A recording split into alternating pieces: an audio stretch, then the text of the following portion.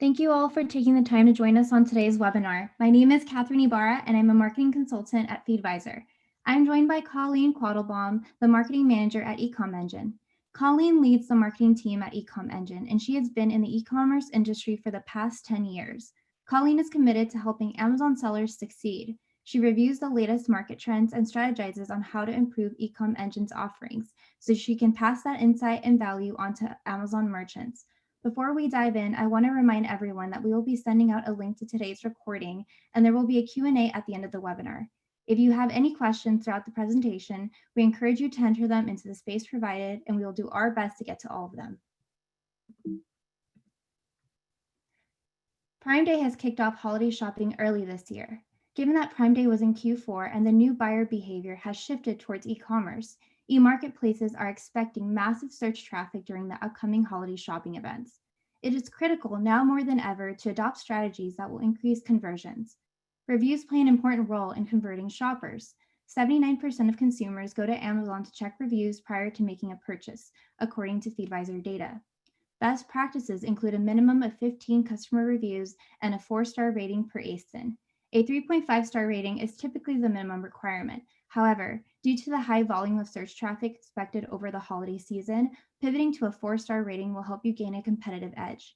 Increasing your product reviews will improve your organic search traffic on Amazon and drive sales. At this point, we would like to take a poll. Do you currently have a strategy in place to increase your reviews on holiday sales? We'll wait for 30 seconds to capture your responses.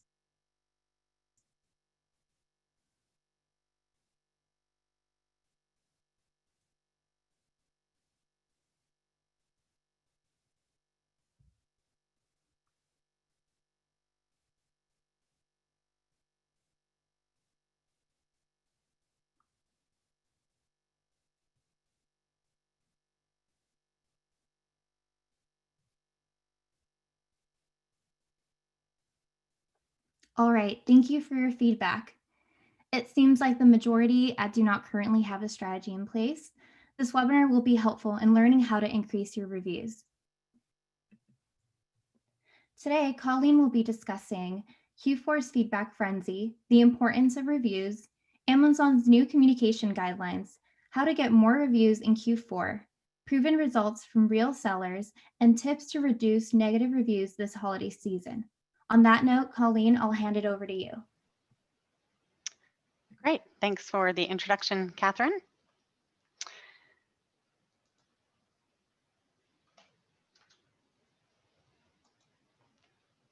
All right, so I'll give you just a little bit of background on Ecom Engine for anyone who is not familiar with our company. So Ecom Engine's been in the industry since 2007, and our flagship tool that many sellers have heard about is Feedback 5, which helps to manage feedback and reviews on Amazon. We do have several other tools in our suite, but Feedback 5 specifically is available in 15 marketplaces across Amazon. And so that's what I'll be talking about today, is really just how to increase feedback and reviews, since we're the experts in the industry on this topic. All right, so Catherine mentioned the feedback frenzy of Q4 when she was sharing the agenda. And the reason that we call it the feedback frenzy in Q4 is because you have a limited window to ask for feedback on those orders from Amazon.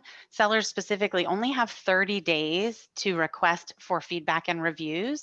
And so all of your, for instance, Prime Day sales, your Black Friday sales, the Christmas sales in December, you only have 30 days to ask for that feedback. So it's very important when Q4 is when you have the most sales and most orders, that you have a strategy in place to capitalize on those high volume orders and try to get that feedback and reviews within those 30 days. Buyers do have the opportunity to leave feedback within 90 days of placing the order. But again, as the seller, you control the message of, when to send that request, and it must be within 30 days. After 30 days is passed, then you lose that opportunity to even ask for feedback or reviews. So time is running out, of course, since Prime Day just happened. So you don't want to wait too long to get your strategy in place.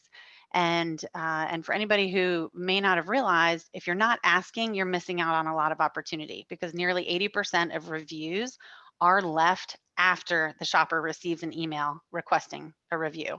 So be sure that you're asking. That's one of the most tip number one is just ask for reviews on every potential order. All right, so why are reviews so important? Over 90% of shoppers read online ratings before making a purchase, and this is becoming more and more common. So that really is probably stating the obvious because many of the sellers are also consumers, and I'm sure you read online reviews as well before you make a purchase. But some other reasons as a seller to make sure that you have strong reviews is because it'll help you increase your organic search ranking, increase your click to order conversion rate, helps you just to build your brand. There's even some impact on your ability to advertise if you don't have enough reviews or a strong enough rating, so it can negatively impact you.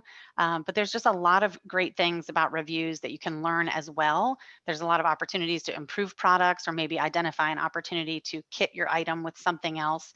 So reading those reviews is important as well. And so many sellers ask us, well, how many reviews do I need?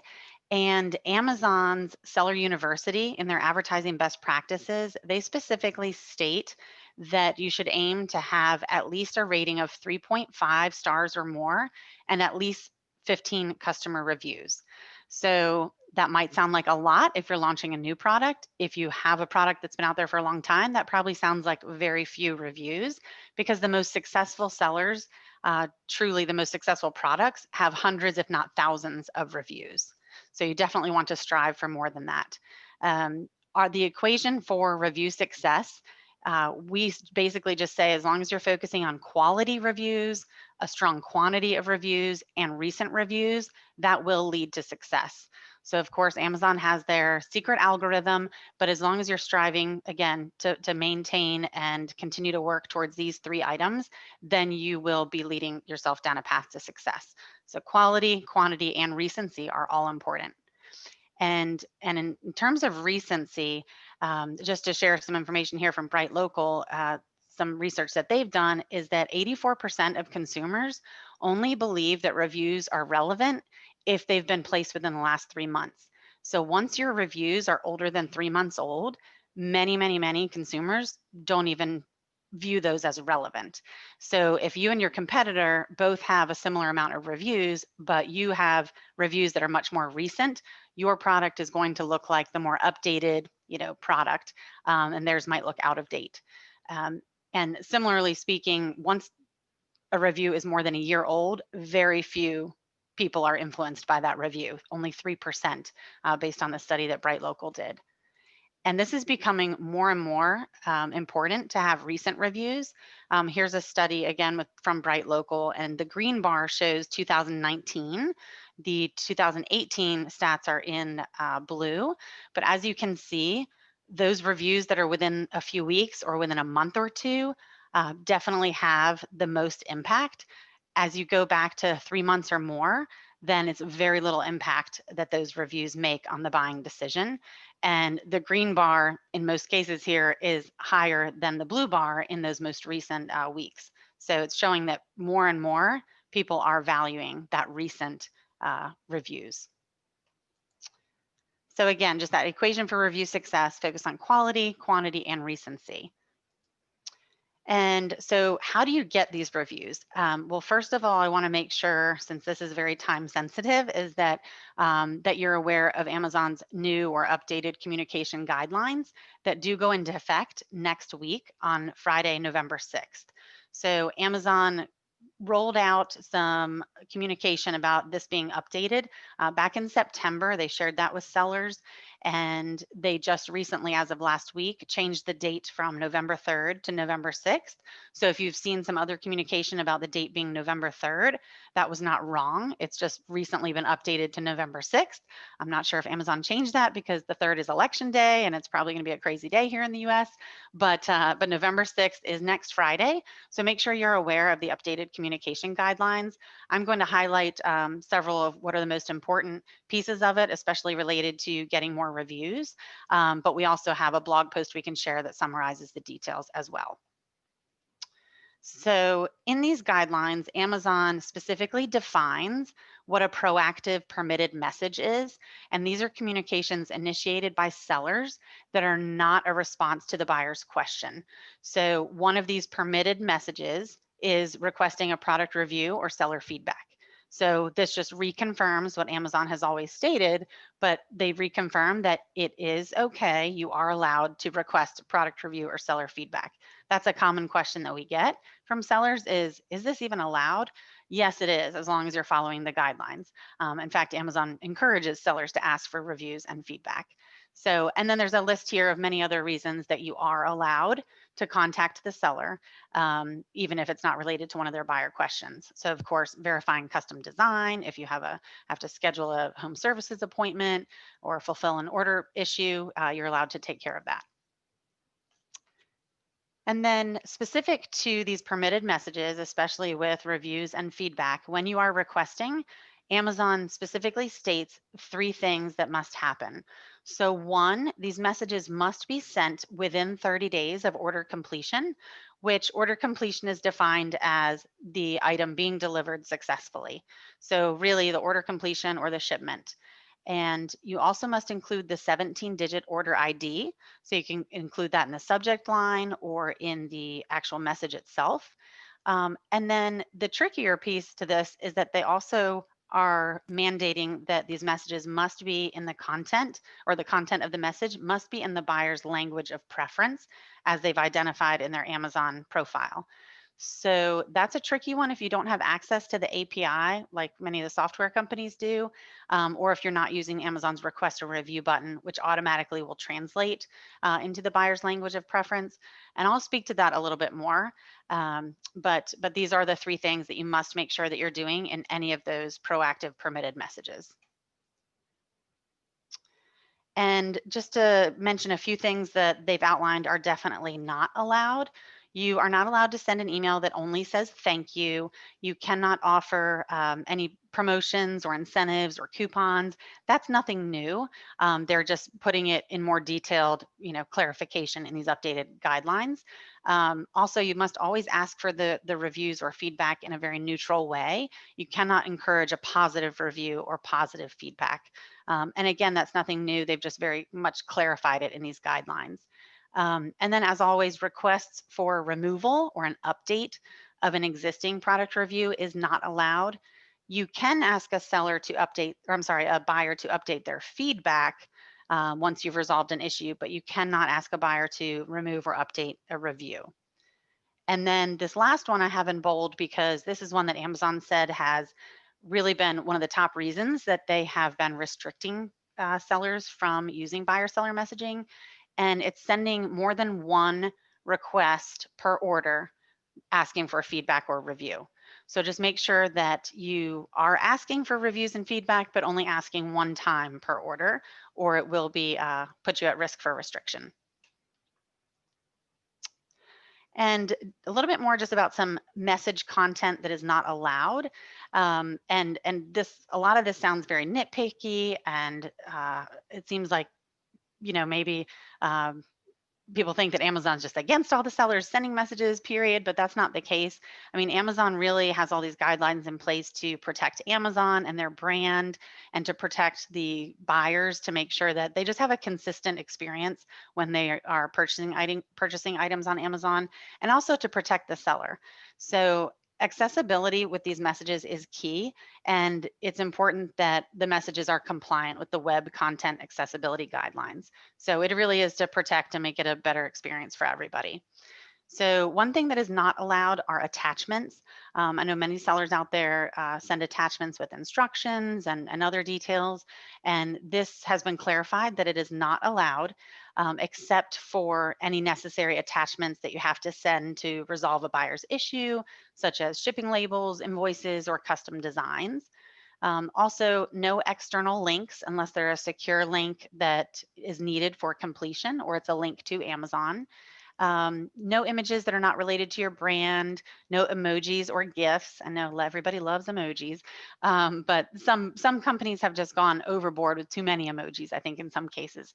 So Amazon just wants the professional, clean, keep it simple type of message.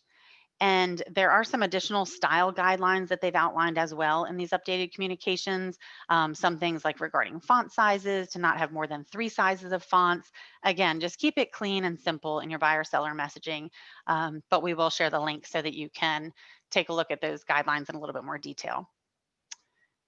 When you're sending messages through buyer seller messaging, for instance, asking for a review, you are allowed to include your business logo, but your logo cannot have a URL in it. So in this example, Acme Company would be at risk for a restriction because they have a URL in their logo. So just make sure if you have an image with your logo that it does not include your URL. So, what are the successful sellers doing to get reviews? One, they are reading reviews. So, they're reading reviews, learning from them, looking for opportunities to improve their product. They're reading competitors' reviews to see, what they're saying or doing. Also, making sure that you're updating your listing. A lot of times in your reviews, you might find something that somebody says that cues you to update your listing to make sure everything is accurate. Also making sure that you're replying to reviews. Some of the most successful sellers are replying to reviews very proactively and asking for reviews. As I mentioned, asking for reviews is one of the best ways you can increase your reviews. So if you're not asking now, make sure you're asking, because you can get 3 to 10 times more reviews just by sending a request. And there's 2 main ways that sellers are doing this. They're either using buyer seller messaging or the request a review button. So at this time, we just want to launch a quick poll before we get into more detail about that, and to find out how you are asking customers for reviews. So Catherine's going to go ahead and launch a poll. And again, we'll take about 30 seconds or so to give everybody a chance to fill this out. But how do you ask customers for reviews? Are you using buyer seller messaging, the request a review button, or another method, or maybe nothing at all at this time?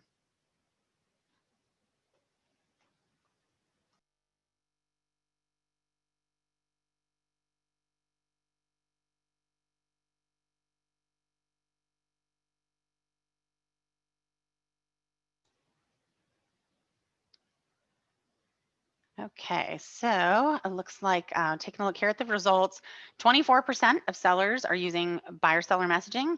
31% of you that responded said they're using the request a review button. Another 21% are using another method, and 24% are none. So it's almost pretty close to even across the board, with the exception of the request a review button is a little bit heavier. So thank you all for taking the time to do that poll. And what we are seeing with our tool, Feedback 5, which has the option to either send reviews through buyer seller messaging or the request a review button, but both in an automated way. The sellers that use Feedback 5 were right at about 50-50 in terms of which method they're choosing. So 50% or a little more than 50% right now in our tool are using the request a review button automation. But with the new seller guidelines that go into effect next week, we do anticipate to see that increase, with more sellers wanting to just use the request a review button and set it and forget it. But buyer seller messaging still has a lot of great reasons to use that as well. So can you still use buyer seller messaging? Yes. And some of the pros or the reasons that you might prefer to use buyer seller messaging is that you can include your logo. You can send more customized messages, of course, within the guidelines, very product specific messages you can send. So you can just get a little bit more detailed and customized with buyer seller messaging and make it a little bit more personal. And of course, third-party tools can automate those messages to make it easy and make sure that you have kind of a template in place so that you're not relying on your staff to specifically send a message individually. And some of the cons, though, with buyer seller messaging, just to be aware of, is if you are using buyer seller messaging, you as the seller are responsible for that message content. So just be sure that you're staying up to date on all of the guidelines and following those, and that you're training your staff accordingly if they're helping to have contact with buyers through buyer seller messaging. Make sure that they're aware of the rules as well, because you don't want to put yourself at risk for violating any policies. So a lot of sellers have been restricted from buyer seller messaging because they have not followed the rules in the past. And from what we understand right now, Amazon is not accepting any appeals for anybody who has been restricted. And in many cases, it's hard for the seller to even understand why they were restricted, because they think they were doing everything the way that they should, they're following the guidelines, but the message that sellers are receiving looks something like this, where it just says, you may have been doing one or more of these actions, and that's why your account has been restricted. So it just gives a bulleted list of all the things that you could have been doing. And so it's just kind of hard for the seller to even identify what they were doing wrong. And even if they did, they can't appeal it anyway. So it kind of puts a seller in a position where then how else are they going to be able to request reviews? And the good news is that you can use the request a review button, even if you've been restricted from buyer seller messaging, since these are two totally different systems. Of course, nobody wants to get restricted, but if you are, you can use this button. And as I mentioned earlier, Amazon encourages sellers to ask for reviews and feedback. And this is just more proof that they want you to do that. They have a button right here on the order details screen in Seller Central. It will appear as long as you're within a 5 to 30-day window of the order being completed. If it's grayed out or doesn't allow you to click on it, it's because you're outside that window. But if you go into each individual order, you will see this button and you can click on it to request a review. And so what that message looks like once you click that button is it looks like this image over here on the right-hand side. Amazon sends a message directly to your buyers so you can be sure it's 100% compliant because Amazon is the one sending that message on your behalf. And the message includes the seller's name, the image of the item, and it's requesting a product review. That's what it asks for first to rate the item. And it also asks for seller feedback on your business. So it's asking for both a review and feedback. And the content in this message, it's just very simple. It's mobile friendly. It's very easy for the buyer to leave a review. So it's getting very good results. But Amazon took a lot of time to test and optimize this to ensure that it works well. And as I mentioned earlier, the one of the rules when sending these types of messages is that the language must be translated into the buyer's language of preference, and that's a tricky thing to know. But using the request a review button, Amazon is automatically doing that for you, so you don't have to worry about it. And so, again, this is a great solution. If you're using this already, you don't even have to worry about the guidelines that go into place next week because you're already 100% compliant. But it can be a very manual process to do this in Seller Central, especially during fourth quarter during the holidays when you have a lot of orders and you're very busy. Not many sellers have time to go in and do this manually, or it would be one of those things that you kind of just forget to do or it goes to the bottom of the list. So a great option is to automate this through a tool like Feedback 5. So in Feedback 5, you can automate the official Amazon feedback and review request button, and the same exact message will go out. So we worked very closely with Amazon back in January and have full permission and access to do this.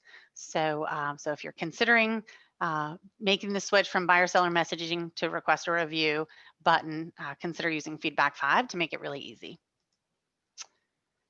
And so I mentioned earlier that people are seeing really good results with the request a review button. This is just some data that we have from our customers. We looked at about 1,200 sellers at random back in March through June. And these sellers switched from buyer seller messaging to the request a review button in Feedback 5 to request reviews.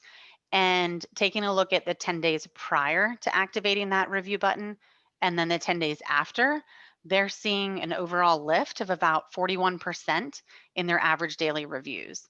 So there's an initial spike at the beginning because that 5 to 30-day window, we would send out, a pretty big batch from their orders that had been a little bit behind, but it still leveled off at about 41% above what they were doing before with buyer seller messaging in those first 10 days.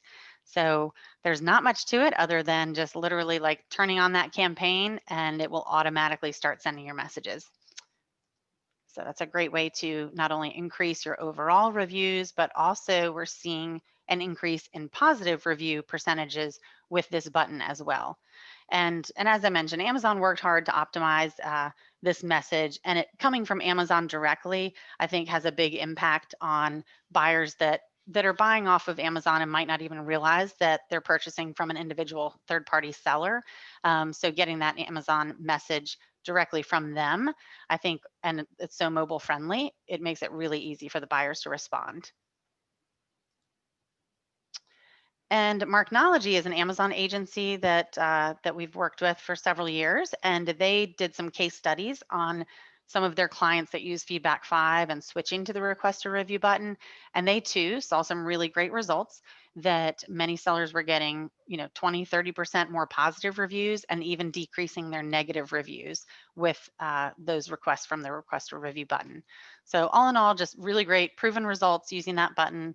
It's 100% compliant with Amazon's terms of service, automates the language translations. You don't have to worry about that when those new guidelines go into place next week. And you can also do a lot with just timing these emails or timing these messages in a tool like Feedback 5. So if you're looking to increase reviews in fourth quarter, this is the simplest, easiest, safest way to do that. So now that we've talked a lot about increasing reviews and how to get reviews and how to do that safely, I just wanted to share a few tips on reducing negative feedback and reviews this holiday season, and then we can definitely open it up for questions as well. All right, so seller feedback and product reviews, they are different. And just to clarify, when it comes to negative, buyers have 60 days to remove or update their feedback. And as I mentioned earlier, a seller can ask the buyer to remove their feedback, but you cannot contact buyers about the reviews themselves. So just make sure that, if you have seller feedback that's negative, reach out to that buyer, try to resolve their issue, and then you may ask them to remove that feedback or update it if you were able to resolve that. But Amazon specifically states that you cannot contact them more than once with that request to remove or update their feedback. And with product reviews, you cannot contact the buyer directly, as I mentioned, but commenting on the reviews is a great way to show future buyers that you're paying attention to your products. So I would encourage you to, at least when you get negative reviews, to comment in line there right on the page. Okay, so now on to the tips. So 4 quick tips.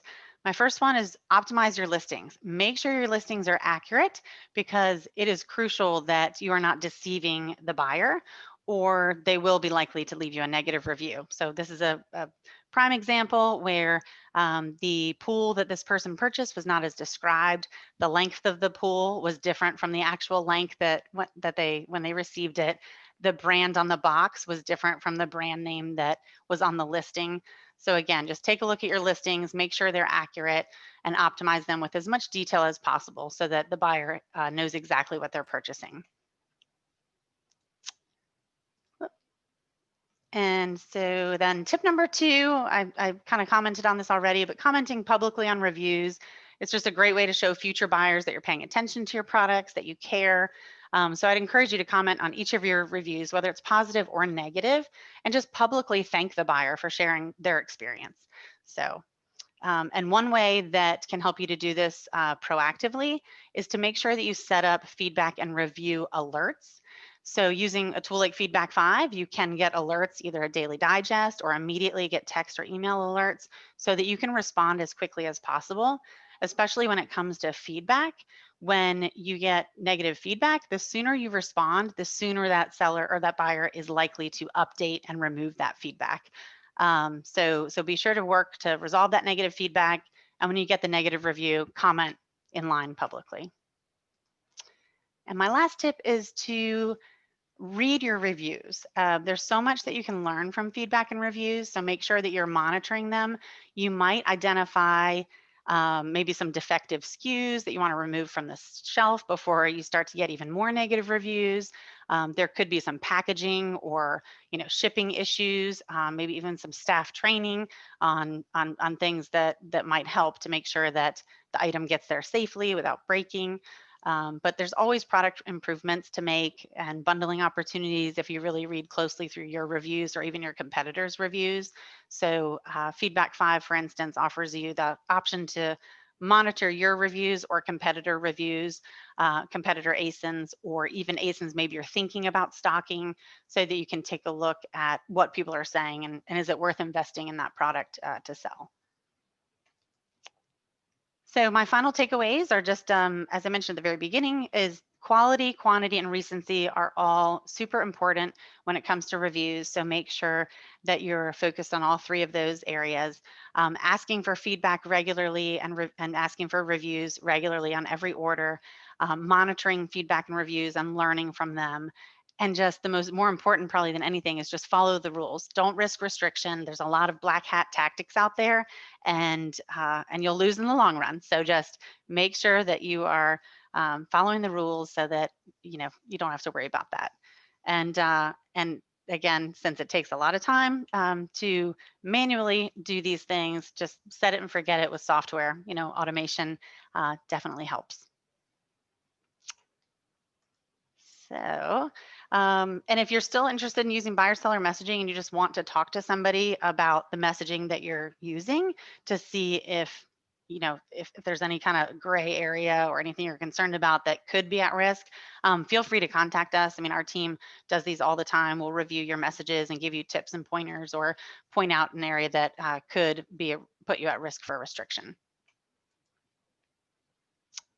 Okay, now I'll turn it over to Catherine. Thank you, Colleen. Sure. All right. For more information on how you can leverage Prime Day data to inform the remainder of your Q4 strategy and increase sales, you can download our Prime Day 2020 analysis and holiday projections playbook via the link below. The playbook includes statistics around consumers' holiday purchase intent, Prime Day sales and advertising performance compared to 2019, and data back projections for what to expect in the remainder of Q4. Before we get started with the Q&A, a brief poll will appear on your screen. If you're interested in learning more about the ongoing initiatives we have here at Feedvisor, or if you would like to learn about the e-com engine, let us know and we will follow up. Now let's dive into your questions. We will try to get through as many as possible.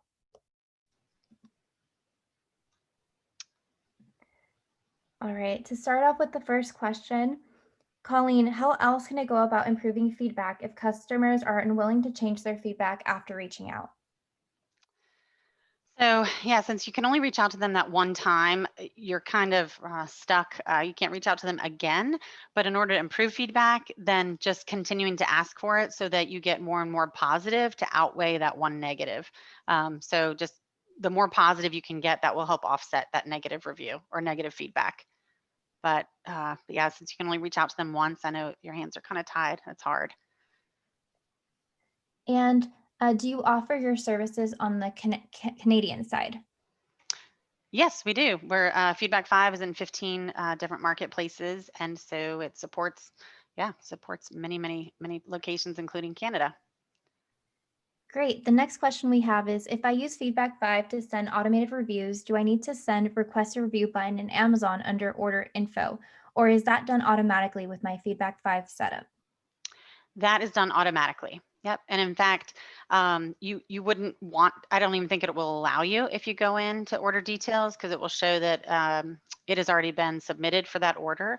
But Feedback 5, if you're using the request a review button in Feedback 5, that is the same as what's in Seller Central. So there's no need to send that.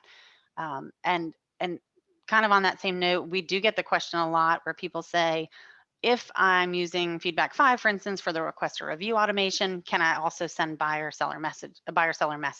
Or if I'm sending buyer seller messaging, can I also go in and click the request a review button in Seller Central?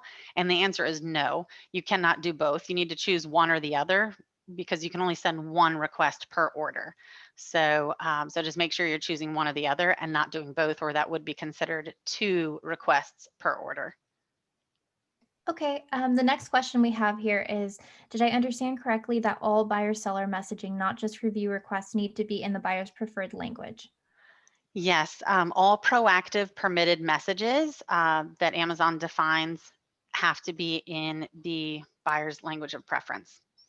So one thing that we are doing in Feedback 5, for instance, is we are giving sellers the option to just exclude anyone who is outside of the standard language for that marketplace. Or you could even translate it. So, but the request a review button will automatically translate it in their buyer's language of preference.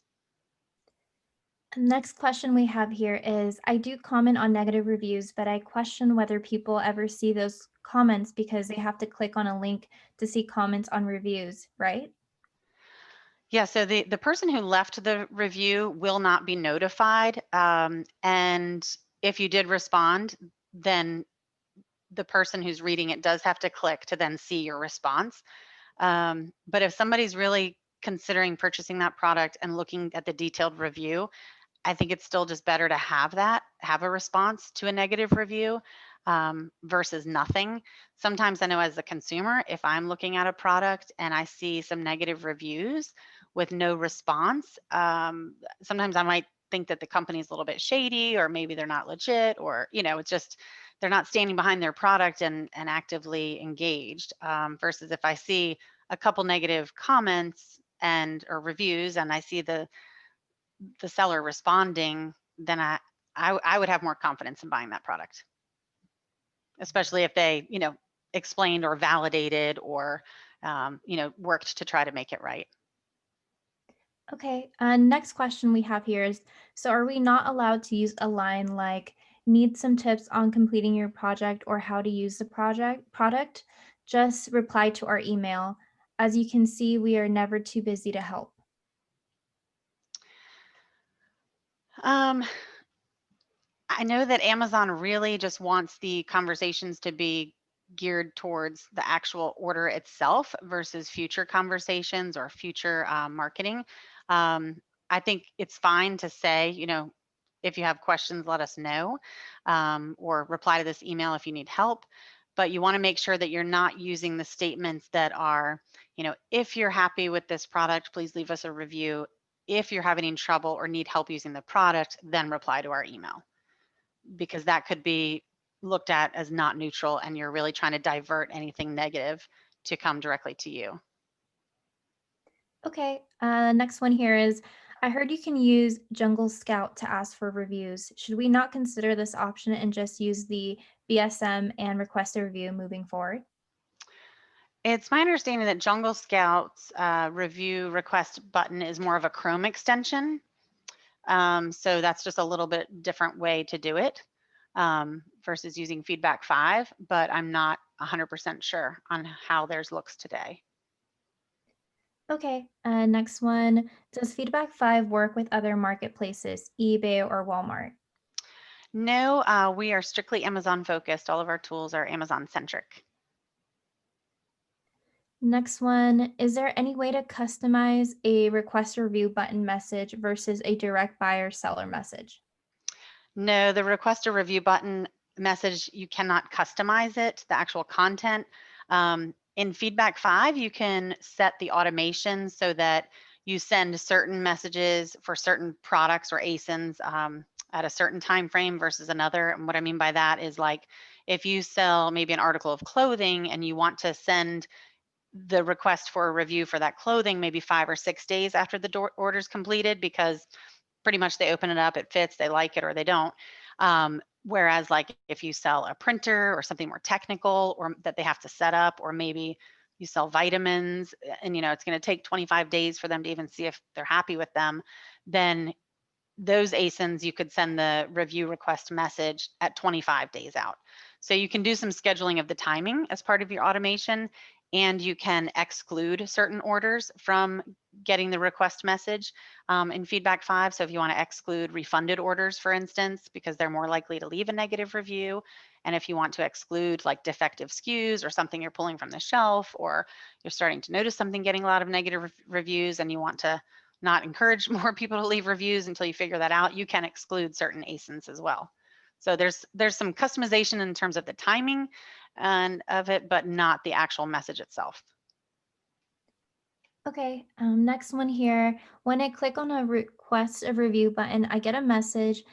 It's not available outside of the 5 to 30-day window. However, the orders I'm requesting on are within 1 to 2 weeks when the order was placed. Is there a way around this? And will Feedback 5 help automate this going forward? Feedback 5 would definitely help to automate that, but that's interesting that you're seeing like 7 to 14 days after the order was placed that it's saying that it's not available. Order completion is considered that the actual item has been shipped and delivered. If it's like a something that you sell that needs custom design feedback, or a scheduling a home services appointment. In those cases, it might not be considered a completed order until those things are done. But if it's just a standard product on Amazon that you're shipping, then once it's been delivered, it should appear as in that 5 to 30 day window. The button should appear. So yeah, that I'm not sure why that's not showing, but Feedback 5 would automate it. Okay. Here we have, is there any method for requesting reviews from Kindle ebook purchases via KP? I'm not as familiar with how to request reviews through the KP. I don't know. That's a good question. I can probably find out from our team. I just don't know specifically. So I Okay. can get back to that person, or you can feel free to email me directly and I can get you an answer. Great. Okay, next one. What is the best way to request customers for feedback/review in bulk? In bulk, using an automated system like Feedback 5, and using the request a review button, just automating that. And you can only go 30 days back. So for every day, you wait to get a system like that in place, you're losing, you know, you're losing a day of orders that you could have been doing it. So sooner the better. All right, next one. I work for a brand in the baby feeding category. We're having trouble generating more reviews as our customers will buy the product day one, but won't actually use it until 45 plus days after the baby is born, which is outside of the 30-day guideline. Do you have any insight, recommendations using these tactics you've reviewed? That's tricky. I mean, since we're only allowed to send it up to 30 days, I guess I would just recommend to send it at the 30-day window mark. Um, but yeah, I mean, buyers can leave reviews at any time. So there's no window of when they can leave reviews. But yeah, to ask, we can only do it within that 30-day window. So I guess I would just ask on the 30th day is the best answer I can give. You can also look at, using Amazon Vine or the early reviewer program through Amazon. Using one of their programs might help as well. All right, so we have time here for one more question. And this one is there a good way to A/B test the outcome of requesting a manual review versus not? Concern is that requesting manual reviews could lead to lower ratings. Yeah, A/B testing is going to be more of a challenge going forward, with these new rules in effect, because there's no like tracking pixels allowed with the new guidelines. So I know for one in Feedback 5, we have to remove our open rates. So the A/B testing piece is definitely more manual. One thing that we've recommended that sellers can do to A/B test is they could A/B test their buyer seller messages versus the request a review button. You could set it up so in a random way so that all of your orders ending in an even number get the request a review message. All of your orders ending in an odd number get the buyer seller messaging email. But yeah, I mean, A/B testing is definitely a more manual process at this point. One last question that goes off of that. Someone said, I thought we were told buyers only have 90 days to leave a review/feedback for purchases. So buyers have 90 days to leave feedback, but reviews they can leave at any time. And even if you've never purchased the item on Amazon, people can leave a review. It's just not considered a verified review. But feedback is only a 90-day window. So those two are different. Feedback and review are different. We have a blog post that kind of outlines the difference between feedback and reviews. So maybe Becky could post that here in the chat, my coworker that's on. So, but feedback and reviews do have some different variations there, but buyers have 90 days to leave seller feedback, but they can leave reviews at any time. Great, perfect. Okay, well, that seems like all the time we have today. Thank you, Colleen, so much for sharing your expertise. It was great to have you with us today. Sure, thank you, and wish everybody a great success here in fourth quarter with the holidays. So hope it's a great year. Or ends on a great note. Definitely. Thank you all for attending. As a reminder, we will be sending out a link to the recording later this afternoon. And for anyone whose questions we did not have a chance to answer today, someone from our team will follow up with you shortly. Feel free to connect with us if you're interested in learning more. Thanks again and enjoy the rest of your day.